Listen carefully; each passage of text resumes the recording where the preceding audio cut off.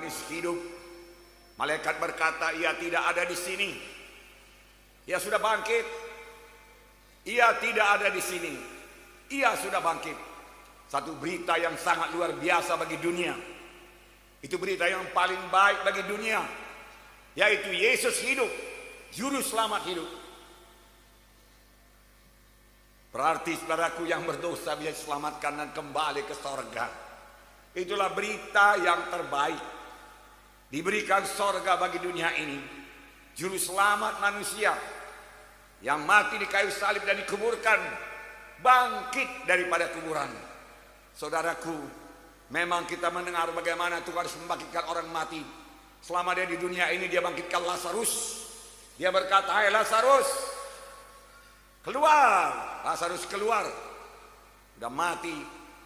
Kemudian dia hidupkan pemuda Nain, dia sentuh, dan pemuda Nain hidup. Saudaraku, memang dia menghidupkan orang yang mati, tetapi pada hari Paskah dia menghidupkan dirinya sendiri. Dia membangkitkan dirinya sendiri. Yesus bangkit daripada kematian, mengalahkan maut. Kemudian Paulus berkata, hai maut, di mana sengatmu? Memang saudaraku, kita akan mewarisi hidup yang kekal, saudara. Karena Yesus juru selamat kita itu hidup, dan dia satu-satunya jalan ke sorga. Amin. Dan tidak ada jalan yang lain ke sorga. Tuhan berkata, akulah jalan dan kebenaran dan hidup. Seorang pun tidak sampai ke sorga kalau tidak melalui aku. Yesuslah jalan, dan jalan itu telah tersedia. Jalan telah terbuka. Tirai bait Allah terbelah dua dari atas ke bawah. Tirai yang memisahkan ruang suci dan maha suci terbelah dua. Saudaraku, bebas masuk ruang maha suci. Sekarang ini pun kita bebas bersekutu dengan Tuhan, saudaraku.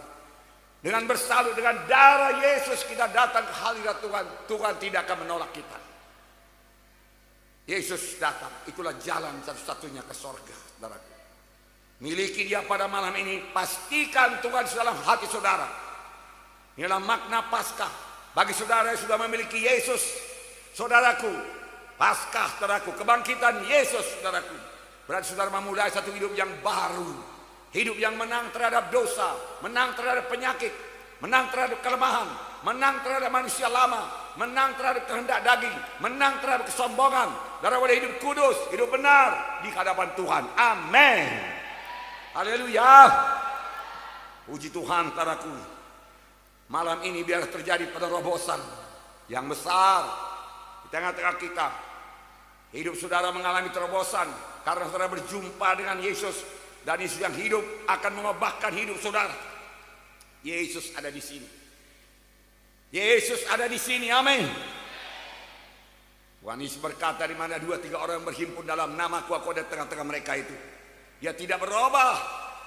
Dia maha kuasa dan dia mengasihi saudara dengan kasih yang kekal. Tidak peduli siapa saudara, di mana saudara, bagaimana keadaan saudara, banyak dosa saudara, sedikit dosa saudara, merah patma dosa saudara, Yesus cinta kepada saudara. Haleluya. Dan dia mau menyelamatkan saudara.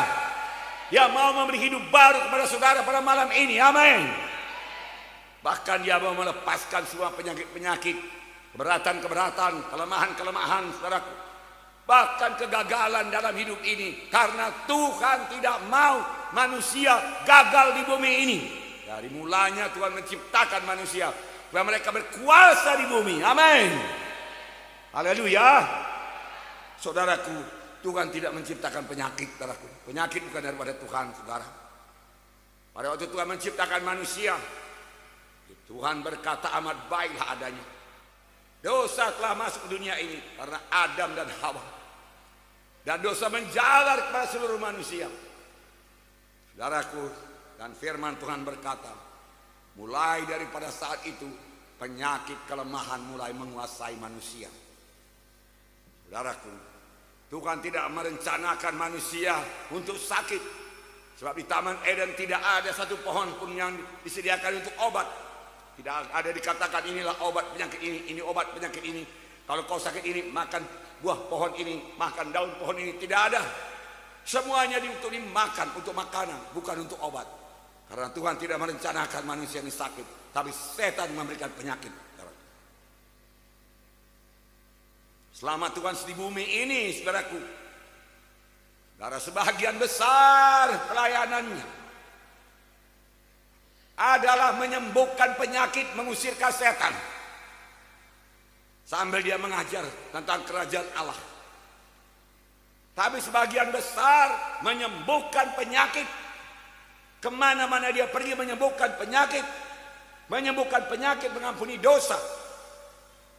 Saudaraku, itulah prioritas pelayanan Tuhan Yesus. Dalam Markus 2 ayat 5, 10 dan 11. Ayat 5, ketika Yesus melihat iman mereka, berkatalah ia kepada orang lumpuh itu, "Hai anakku, dosamu sudah diampuni. Tetapi supaya kamu tahu bahwa di dunia ini anak manusia berkuasa mengampuni dosa, berkatalah ia kepada orang lumpuh itu, kepadamu kukatakan, bangunlah, angkatlah tempat tidurmu, dan pulanglah ke rumahmu." Orang ini lumpuh. Yang pertama sekali disembuhkan Tuhan perkara rohani. "Hai anakku, dosamu sudah diampuni." Tetapi ahli Taurat berkata, siapa orang ini sehingga dia bisa mengampuni dosa? Mengapa kamu berpikir jahat dalam hatimu? Supaya kamu tahu anak manusia, yaitu aku, anak Allah, ada di tengah-tengah kamu, berkuasa mengampuni dosa. Kukatakan kepadamu, bangunlah engkau, angkat tempat tidurmu, pulang ke rumahmu. Orang lumpuh itu bangun, mengangkat tempat tidurnya, pulang ke rumahnya. Saya mau mengatakan kepada saudara, Tuhan Yesus tidak berubah. Dahulu porsi yang terbesar pelayanan Tuhan Yesus menyembuhkan.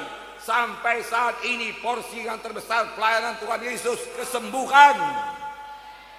Kesembuhan rohani, kesembuhan badani, amin. Tuhan mau menyembuhkan. "Hai anakku, dosamu sudah diampuni.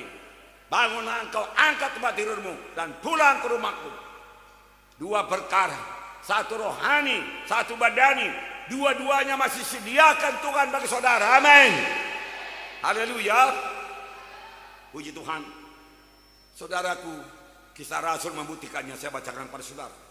Kisah 10:38, yaitu tentang Yesus dari Nazaret. Bagaimana Allah mengurapi dia dengan Roh Kudus dan kuat kuasa.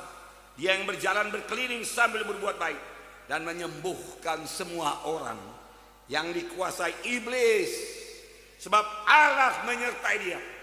Jadi ada penyakit-penyakit karena dikuasai setan. Yesus datang menyembuhkan semua yang dikuasai setan dengan sepatah kata. Saudara, Yesus datang menyembuhkan sekalian orang yang dikuasai iblis, dikatakan di sini. Kalau dulu ada orang dikuasai iblis sehingga sakit, pada saat ini lebih banyak lagi orang dikuasai iblis sehingga sakit. Tapi dalam Yesus ada kelepasan. Saudaraku, pandang ke semua saudara pada malam ini, percaya kepada Tuhan yang hidup, yang pasti mengenapkan firman-Nya, janjinya, saudaraku. Beriman, saudaraku. Saudaraku yang kasih dalam nama Yesus. Kemudian Lukas 13:10-17. Wow. Pada suatu kali sedang mengajar dalam satu rumah ibadat pada hari Sabat. Di situ ada seorang perempuan yang telah 18 tahun dirasuk roh sehingga ia sakit sampai bungkuk punggungnya dan tidak dapat berdiri lagi dengan tegak. Seorang perempuan dirasuk roh sampai bongkok punggungnya dan tidak dapat berdiri tegak. Berapa tahun? 18 tahun, saudara. Ketika Yesus melihat perempuan itu, yang memanggil dia dan berkata, "Hai ibu, penyakitmu sudah sembuh." Lalu dia meletakkan tangannya perempuan itu. Seketika itu juga berdirilah perempuan itu dan memuliakan Allah. Setan, saudaraku, merusak tubuh ini. Dia suka merusak, saudaraku. Jangan beri tempat pada iblis. Firman Tuhan berkata, tutup pintu kepada setan. Setan datang melalui dosa, saudaraku, melalui kekerasan hati kita, kebandelan hati kita yang tidak mau mengampuni, yang tidak mau mengalah, yang mau bertengkar, yang mau berkelahi. Jalan setan masuk. Dan kalau setan masuk, dia datang untuk mencuri, membunuh, membinasakan. Tidak ada setan iblis yang baik, semua jahat. Semua penduduk neraka itu, saudaraku. Saudaraku, Yesus meletakkan tangannya, lalu punggungnya tegak. Dan ahli-ahli Taurat, pemimpin agama marah. Sebab Yesus menyembuhkan pada hari Sabat. Mengapa menyembuhkan pada hari Sabat? Ada 6 hari itu menyembuhkan. Datanglah pada 6 hari itu untuk disembuhkan. Seolah-olah ahli Taurat ini, pemimpin agama ini, selama 6 hari memang menyembuhkan orang. Nyatanya selama 6 hari satu pun tidak dia sembuhkan. Tetapi ketika Yesus menyembuhkan pada hari Sabat, dia marah. Dan Tuhan berkata, kenapa engkau marah? Ini anak Abraham, anakku. Dia sudah 18 tahun dirasuk setan. Aku datang membebaskan dia. Tuhan berkata,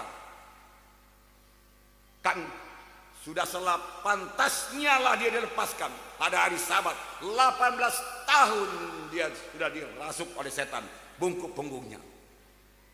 Pemimpin agama alias terus merasa malu atas jawaban Tuhan Yesus. Saudaraku, penyakit juga datang karena kutuk dosa. Kutuk dosa. Saudaraku, Ulangan 28 berkata, segala kutuk ini datang kepadamu, akan melekatkan penyakit sampar kepadamu sampai dihabiskannya engkau dari tanah kemana engkau pergi untuk dimaduki.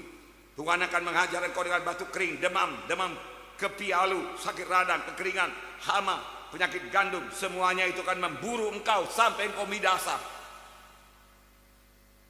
Kenapa ini jadi? Karena bangsa Israel tidak patuh kepada Tuhan. Dia melawan Tuhan.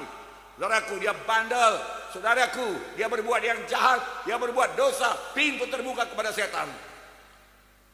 Pintu terbuka kepada penyakit. Saudaraku, saudara, pada hari ini, saudaraku, Yesus sudah datang ke dunia ini. Dan pada waktu dia datang ke dunia ini, saudaraku, Yohanes Pembaptis melihat dia. Yohanes Pembaptis kenal siapa itu. Itulah dia anak domba Paskah, anak domba Allah yang mengangkat dosa dunia ini. Saya bacakan Yohanes 1:29. Pada keesokan harinya Yohanes melihat Yesus datang kepadanya dan berkata, lihatlah anak domba Allah yang menghapus dosa dunia.